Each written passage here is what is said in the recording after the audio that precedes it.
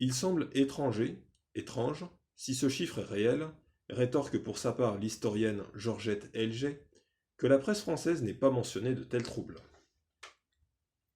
La façade de la guerre. La façade et la guerre. En réalité, la presse métropolitaine mentionne bien les événements de Sanaga-Maritime. Elle évoque la mort des deux candidats, Charles Delanguet, Samuel Mpuma, compare Oumniobé à Ho Chi Minh ou à Mao Zedong et stigmatise les extrémistes de l'UPC qui s'inspirent de l'insurrection algérienne. Mais aucun des envoyés spéciaux de la presse parisienne ne s'aventure à l'intérieur de la zone troublée. En dehors de l'Humanité et de quelques publications confidentielles, personne ne s'interroge sur les conséquences humaines de l'insurrection et de la répression. Quand Pierre Messmer, en visite à Paris début janvier 1957, assure devant la presse que les forces de sécurité peignent les villages un par un, aucun journaliste ne s'interroge sur la signification précise de ce terme. Et quand il affirme qu'aucun blanc n'a été tué, tout le monde paraît rassuré. Alors, on change de sujet. On parle de la réussite des élections, de l'avenir économique du territoire, des sacrifiés consentis par la métropole pour aider les Camerounais. Il faut dire que la presse a été soigneusement tenue éloignée des événements. En France, on l'a vu, où elle répercute sagement les nouvelles officielles, et au Cameroun, où, comme s'en souvient André Privat, les journaux font le plus grand silence sur tous ces événements, et où les autorités étouffent le plus possible ces nouvelles. Dans les deux cas, c'est en fait un véritable blackout qui est organisé par les autorités françaises.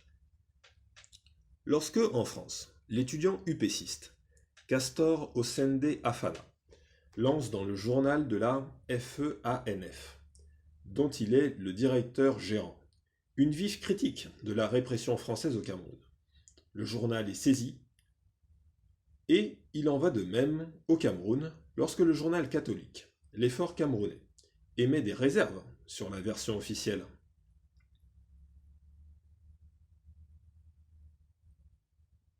C'est paradoxalement Louis-Paul Ojula, pourtant ennemi juré des upécistes, qui brisera le silence le 1er février dans l'hebdomadaire Témoignages chrétiens.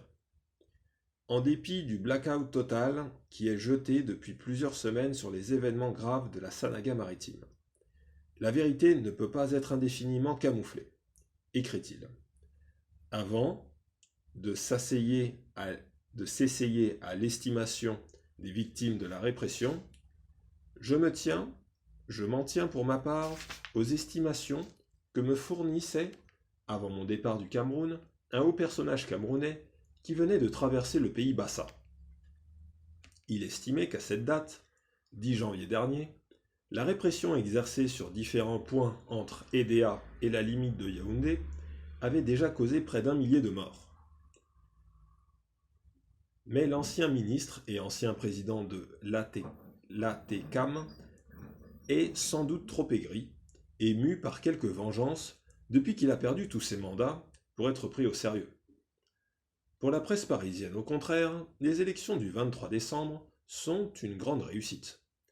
Reprenant les chiffres officiels sans aller y voir de plus près, les journalistes se félicitent de taux de participation records. Ils ne dépassent pourtant pas 50% sur l'ensemble du territoire et tombent même à 22% à Douala. Certes, on est loin de l'abstention totale préconisée par Oumniobé. Mais ce n'est pas non plus le désaveu de l'UPC dont parlent les journalistes. L'inquiétude, palpable, avant les élections, a laissé place au soulagement et à la satisfaction, indique Le Monde, ravi de voir les nationalistes modérés emporter la majorité à la nouvelle Assemblée. S'amusant de l'amateurisme folklorique des candidats, les journaux français soulignent que le scrutin du 23 décembre, premières élections au suffrage universel et à collège unique, s'est limité à un combat de coq entre des personnalités opportunistes s'appuyant sur les jalousies tribales. Les Noirs ne sont décidément pas mûrs pour la démocratie. Les journalistes oublient évidemment que le haut-commissaire a tout fait pour exclure du jeu le seul parti qui soulevait des questions politiques de fond. Aucun d'eux ne relève que les circonscriptions électorales, minutieusement redessinées avant les élections pour sous-représenter les bastions du péciste, épousent opportunément les frontières ethniques du territoire. Et personne, évidemment, ne raconte comment l'administration a accueilli les reporters. Il y aurait beaucoup à dire. Pourtant, le délégué du haut-commissaire à Douala avait demandé au secrétaire général de l'ATECAM d'accompagner un groupe de journalistes étrangers dans un certain nombre de bureaux de vote pour leur montrer que les électeurs votaient librement et dans le calme, se souvient par exemple André Bovard.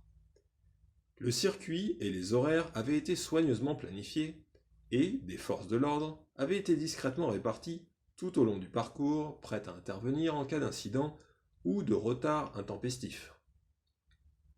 Tout se passa bien, et les journalistes furent satisfaits de ce qu'ils avaient vu.